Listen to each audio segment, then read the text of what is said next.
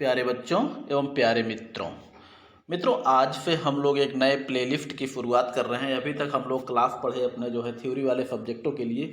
आज हम लोग शुरुआत कर रहे हैं प्रैक्टिकल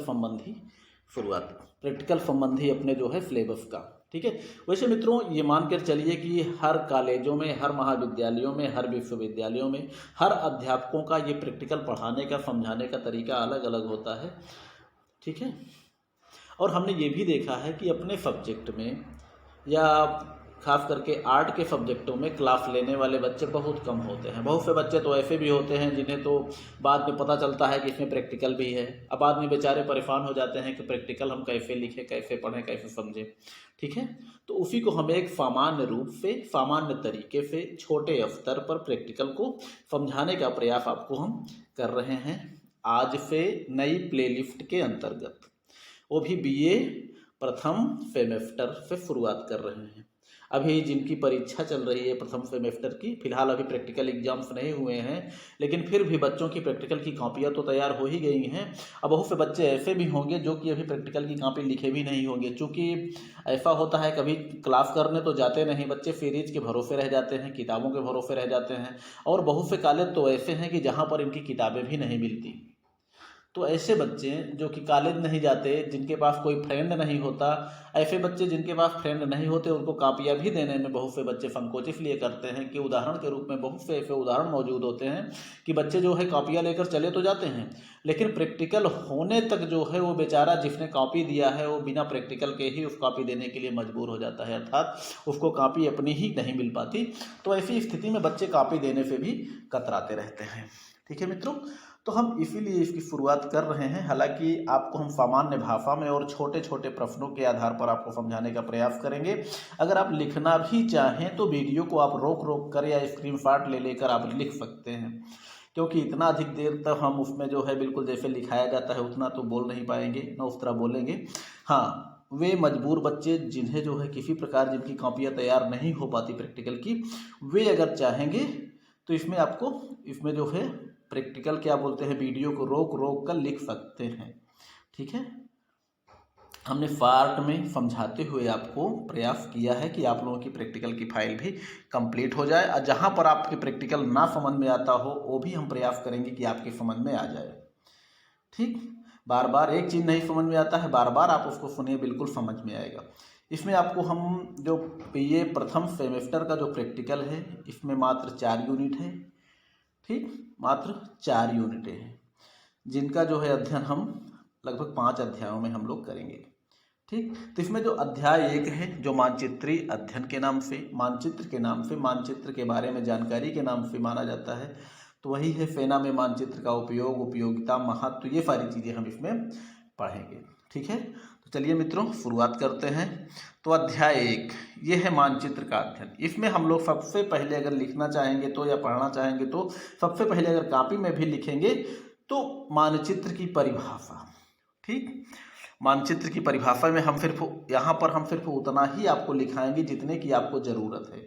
बाकी हर महाविद्यालय, हर विश्वविद्यालय में अलग अलग अध्यापक अलग अलग तरीके से लिखाते हैं। किसी का थोड़ा सा लंबा हो जाता है, किसी का थोड़ा सा छोटा रहता है।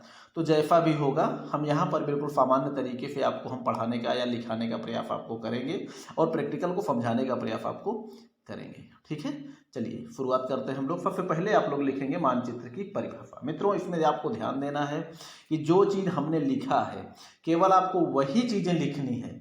जो चीज़ हम आपको मुंह से बता रहे हैं वो चीज़ केवल आपको समझना है, आपको कहीं लिखना नहीं। ठीक है, वो सिर्फ समझना है।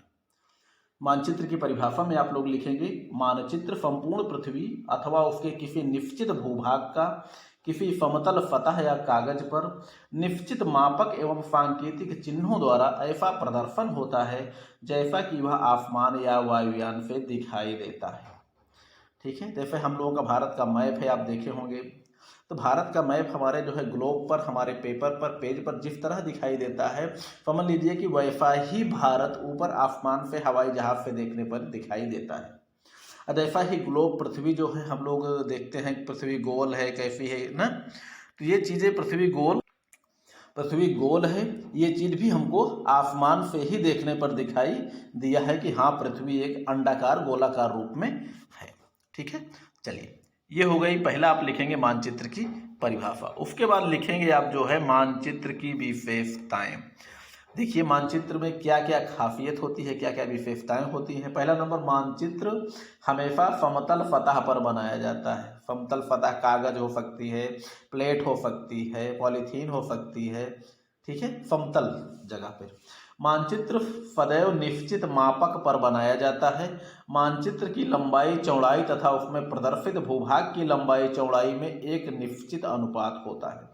इसका मतलब ये देखा जाता है मित्रों कि हम जमीन की 1 किलोमीटर, 10 किलोमीटर, 20 किलोमीटर, 50 किलोमीटर दूरी को हम किस मापक के आधार पर हम मानचित्र पर बना रहे हैं। अर्थात हम यूँ मान सकते हैं जैसे 1 सेंटीमीटर मानचित्र पर हमारी खींची गई दूरी 10 किलोमीटर भूमि की दूरी के बराबर मानी जाएगी। क्योंकि मित्रों जितनी बड़ी हमारी धरती है, जितना बड़ा कोई राष्ट्र होता है, जितना बड़ा कोई प्रदेश होता है, यहाँ तक कि जितना बड़ा कोई गाँव होता है, उतना बड़ा मानचित्र हम लोग नहीं बनाते। मानचित्र का आकार छोटा होता है, जो कि मापक के आधार पर बनाया जाता है कि इतने किलोमीटर भूमि की दूरी को हमने जो है इतने सेंटीमीटर में अपने मानचित्र में प्रदर्शित किया है। ठीक, चलिए अगला जो है मानचित्र में धरातल पर पाई जाने वाली समस्त प्राकृतिक एवं मानव निर्मित आकृतियों को प्रदर्शित करने के लिए सांकेतिक चिन्हों का प्रयोग किया जाता है। जैसे मित्रों हम लोग देखते हैं तालाब है तो उसको नीले आकार में दिखाया जाता है, पेड़ पौधा जंगल है तो उसको हरे आकार में दिखाया जाता है। तो सामान्य आकार में वो जैसे होते हैं उसमें उनको दिखाया जाता है। जैसे मंदिर होती है तो ऐसा नहीं है कि मंदिर में हम उसको जो है पूरी मंदिर बना देते हैं। मंदिर का एक सांकेतिक चिन्ह होता है, किले का, पोस्ट ऑफिस का, नगरों का, गाँवों का एक सांकेतिक चिन्ह होता है। तो उसी आधार पर हम उसको दिखाते हैं अपने मानचित्र में। ठीक है, क्योंकि हम पूरे गाँवों को, पूरे घरों को हम नहीं दिखा देते, उसमें गांव दिखाते हैं, फला गांव है, गांव है कि शहर है, रेलवे लाइन है कि रोड है, तो उसी रूप में हम उसको दिखाते हैं, जो कि एक निश्चित सांकेतिक चिन्ह होता है। तो उसका आगे हम लोग अध्ययन करेंगे। लेकिन हाँ मित्रों, यही चीज़ आपको बता रहे हैं ना कि लिखने के लिए आप लोग सिर्फ वही चीज़ लिखेंगे जो हमने जो है इसमें लिखा हुआ है। जो चीज़ मुँह से बोल रहे हैं केवल आपको उसको समझना है, लिखना नहीं। चलिए अगला है मानचित्र में प्रदर्शित भौगोलिक क्षेत्र उस रूप में दिखाई देता है जिस रूप में वह आकाश से देखने से दिखाई देता है। ठीक है, ये वही पुरानी चीज है। अब देखिए मानचित्र की सैन्य उपयोगिता, यानी सेना में मानचित्र की उपयोगिता क्या होती है। इसको भी चूंकि हम लोगों का सब्जेक्ट ही है मिलिट्री साइंस या डिफेंस स्टडी, रक्षा एवं स्ट्रेटेजिक अध्ययन, तो इसलिए सेना में मानचित्र की उपयोगिता क्या होती है ये तो हमारे लिए प्रथम स्थान माने रखता है कि हम इसके बारे में जानें। चलिए, सेना में निम्न कार्यों हेतु मानचित्र का उपयोग किया जाता है। ठीक है, सेना में निम्न कार्यों हेतु अर्थात जो चीजें लिखी हुई हैं आप देख सकते हैं। युद्ध एवं सुरक्षा संबंधी योजनाएं बनाना, सुरक्षा एवं आक्रमण हेतु उचित स्थान का चुनाव करना। बच्चों आप तो जानते ही हैं युद्ध के मैदान में अपने लिए सुगम और दुश्मन के लिए दुर्गम स्थानों का चुनाव किया जाता है। अगला है बस्तियों, जंगलों, पुलों आदि की सूचना प्राप्त करना। कभी कभी नदियों को पार करने के लिए पुलों की जरूरत पड़ती है, या शत्रु नदी ना पार करने पाए इसके लिए पुलों को तोड़ने की भी जरूरत पड़ जाती है। ठीक है, जंगलों में छुपने के लिए। अगला है शत्रु के स्थान की सूचना प्राप्त करना, एक स्थान से दूसरे स्थान की दूरी एवं दिशा आदि की जानकारी प्राप्त करना। इन सारी चीजों के लिए हमको मानचित्र की जरूरत पड़ती है। अगला है मानचित्र का वर्गीकरण। मित्रों मानचित्र को हम दो प्रकार से वर्गीकृत कर सकते हैं, अर्थात मानचित्र दो प्रकार के होते हैं। पहला नंबर मापक के आधार पर। मापक के आधार पर भी मानचित्र जो है दो प्रकार के होते हैं। आप लोग उसी तरह लिखेंगे जैसे हमने लिखा है, ध्यान दीजिएगा, जो समझा रहे हैं केवल समझना है मित्रों। का नंबर दीर्घ मापक मानचित्र। इस प्रकार के मानचित्र में भूमि का क्षेत्र कम किंतु विवरण अधिक प्रदर्शित किया जाता है, जैसे 5 सेंटीमीटर प्रति किलोमीटर अथवा 5 किलोमीटर बराबर 1 सेंटीमीटर। तो इसका जो सामान्य अर्थ होगा वो होगा 5 किलोमीटर मानचित्र, सॉरी 5 किलोमीटर, सॉरी ये गलती से थोड़ा मित्रों छप गया है, ये जो है 5 किलोमीटर नहीं, ये मित्रों जो किलोमीटर हम जो भी काट रहे हैं ये होगा सेंटीमीटर। ठीक है, इसको आप लोग सेंटीमीटर लिख लीजिएगा। तो ये होगा 5 सेंटीमीटर मानचित्रीय दूरी 1 किलोमीटर भूमि की दूरी को प्रदर्शित कर रहा है। ठीक, ये होता है दीर्घमापक मानचित्र, जिसमें क्षेत्र कम लिया जाता है। जब क्षेत्र हम कम लेते हैं तो उसमें ज़्यादा से ज़्यादा चीज़ें हम आपको दिखा सकते हैं। जैसे आप लोगों ने देखा होगा, अगर रास्ते का मानचित्र है तो अगर हम इसमें मैप में देखते हैं पूरे इंडिया में, तो एक स्थान से दूसरे स्थान तक जाने के लिए दिल्ली एक बिंदुवत दिखाई देती है।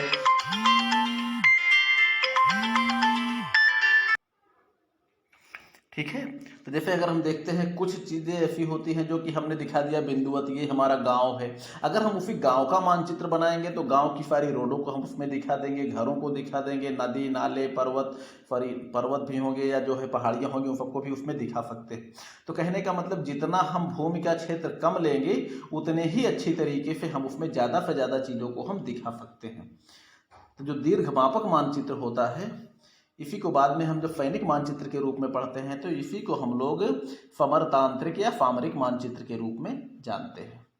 दूसरा है लघुमापक मानचित्र।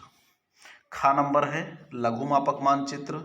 इसमें भूमि का क्षेत्र अधिक किंतु विवरण जो है कम प्रदर्शित किया जाता है।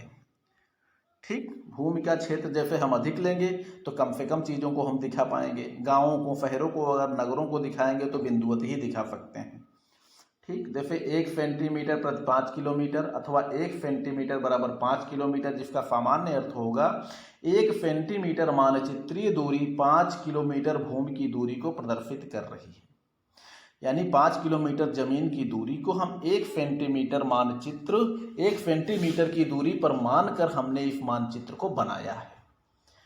तो ये इसका मापक बताएगा कि 1 सेंटीमीटर पर 5 किलोमीटर होगा या 1 सेंटीमीटर पर 4 किलोमीटर होगा या 1 सेंटीमीटर बराबर 10 किलोमीटर होगा, ये मापक बताएगा। ठीक, क्योंकि हम देखते हैं, आप लोग मैप भी देखे होंगे, कोई मैप 1 वर्ग मीटर के कागज पर बना होता है पूरे वर्ल्ड का मैप। कभी आप देखेंगे उसी 1 वर्ग मीटर के कागज पर बना होता है भारत का मैप। तो समझ सकते हैं कि इतना ही बड़ा जो है भारत, उतना ही बड़ा वर्ल्ड। तो ऐसे में मापक के आधार पर ही ये चीज़ें बनाई जाती हैं। ठीक, चलिए अगला है उद्देश्य के आधार पर। ये दूसरा हो गया। उद्देश्य के आधार पर भी मानचित्र 2 प्रकार के होते हैं। पहला नंबर है भौतिक आकृतियों को प्रदर्शित करने वाले मानचित्र। इसमें प्राकृतिक मानचित्र, पर्वत, नदी, घाटी, जंगल, ढाल, पठार, भूमि बनावटों के प्रकार, भूगर्भिक मानचित्र, भू सतह के नीचे पृथ्वी की दशा बताने वाले जलवायु मानचित्र, मौसम मानचित्र, वनस्पति मानचित्र तथा भूमि उपयोग मानचित्र आदि आते हैं। और दूसरा है खा नंबर में मानव निर्मित आकृतियों को प्रदर्शित करने वाले मानचित्र। ठीक है, जिसे मानव ने निर्मित किया है, एक तरफ से जिसे प्रकृति ने निर्मित किया है, एक तरफ से जिसे मानव ने निर्मित किया है। इसमें राजनैतिक मानचित्र, जिसमें होंगी देश की सीमाएं, राज्य की सीमाएं, प्रशासनिक इकाइयां आदि। उसके बाद जनसंख्या मानचित्र, आवागमन मानचित्र, जिसमें रेल, सड़क, वायु, जलमार्ग तथा टेलीफोन आदि होंगे, टेलीफोन। ठीक है, आर्थिक मानचित्र तथा औद्योगिक मानचित्र आदि आते हैं। अब हम पढ़ेंगे सैनिक मानचित्रों के बारे में। भौतिक मानचित्रों की भांति सैनिक मानचित्रों का भी निर्माण किया गया है। सैनिक मानचित्रों का वर्गीकरण। सैनिक मानचित्र भी जो है 2 प्रकार के होते हैं या 2 भागों में भी विभाजित किया गया है। इसमें भी वही चीज़ है, मापक के आधार पर। मापक के आधार में पहला है सामरिक मानचित्र। यह जो है दीर्घमापक मानचित्र होता है। इसमें युद्ध योजना, विरोधी सेनाओं की स्थिति, सैन्य सांकेतिक चिन्हों, भौगोलिक सांकेतिक चिन्हों द्वारा अन्य सामरिक सूचनाएं प्रदर्शित रहती हैं। अर्थात समरतंत्र जैसे हम लोग कहते हैं ना, तो समरतंत्र वही होता है, युद्ध में प्रयोग, युद्ध में सैनिकों द्वारा और जनरल के प्रयोग की कला, लड़ने का तरीका। तो जो सामरिक मानचित्र होते हैं इसमें लगभग युद्ध भूमि का संपूर्ण चीज़ें दिखाई रहेंगी, जिसमें सेनाएं भी होंगी। जैसे खास करके युद्ध का कोई डायग्राम बनाया जाता है मित्रों, जहाँ पर सेनाओं को खड़ी करके बनाया जाता है, उसमें छोटी छोटी पहाड़ियाँ दिखाई जाती हैं, तो उसे खास करके सामरिक मानचित्र माना जाता है, जिसमें जो है भूमि का क्षेत्र कम रहता है लेकिन विवरण ज़्यादा दिखाया जाता है। कि हमारी सेनाएं यहाँ पर रहेंगे तो हम यहाँ आक्रमण करेंगे, हमारी सेनाएं अगर यहाँ पर हैं, दुश्मन कहाँ कहाँ पे है, तो वो चीज़ें हम उसमें युद्ध का समरतंत्र को निर्धारित करने के लिए हमें जो प्रयोग करते हैं वो होता है सामरिक मानचित्र, जिसमें विवरण अधिक होता है लेकिन भूमि का क्षेत्र कम होता है। ठीक है, अगला है स्ट्रैटेजिक मानचित्र। यह लघुमापक मानचित्र होता है। इसमें सेनाओं के आधार से लेकर युद्ध क्षेत्र तक की व्यवस्था, सामग्री संचय, गतिविधियां, चालें, एकत्रीकरण तथा केंद्रीकरण आदि सूचनाएं प्रदर्शित रहती हैं। अर्थात मित्रों, जैसे हम लोग कहते हैं ना, स्ट्रैटेजी, युद्ध की तैयारी से लेकर युद्ध भूमि में पहुंचाने तक की सारी प्रक्रिया स्ट्रैटेजी के अंतर्गत आती है। उसमें जैसे रोड हो गया, हर चीज़ें व्यवस्था हो गई, सेनाओं का एकत्रीकरण, ये चीज़ें उसमें प्रदर्शित रहते हैं। तो एक प्रकार से ये जो है लघुमापक मानचित्र होता है। दूसरा है उद्देश्य के आधार पर सैनिक मानचित्र। इसमें जो है संचार संबंधी मानचित्र, रेल मार्ग, सड़क मार्ग, वायु मार्ग, हवाई अड्डे, रडार, नदियां आदि, सामुद्रिक मानचित्र, पानी की गहराई, तटीय रुकावटें, समुद्री मार्ग, सुविधायुक्त तटवर्ती स्थान, प्रकाश गृह, नागर मानचित्र, उद्योग मानचित्र, लक्ष्य मानचित्र। लक्ष्य मानचित्र के अंतर्गत जो है लक्ष्य मानचित्र के अंतर्गत शत्रु देश के प्रमुख मानचित्र आदि क्षेत्र आते हैं। मित्रों, ये हो गया सैनिक मानचित्रों के बारे में। अब यहीं पर हमारा अध्याय एक समाप्त हो जाता है। मित्रों, इसको आप रोक कर लिखना चाहे तो लिख सकते हैं। हालांकि हमने समझाने का प्रयास किया है बहुत ही सरल भाषा में। अगर कोई चीज़ समझ में नहीं आती है तो आप लोग कमेंट करिएगा, लेकिन लिखना आपको उतना ही है जितना हमने आपको इसमें जो है जितना हमने लिखा है। ठीक है, चलिए पढ़िए लिखिए, मस्त रहिए, खुश रहिए।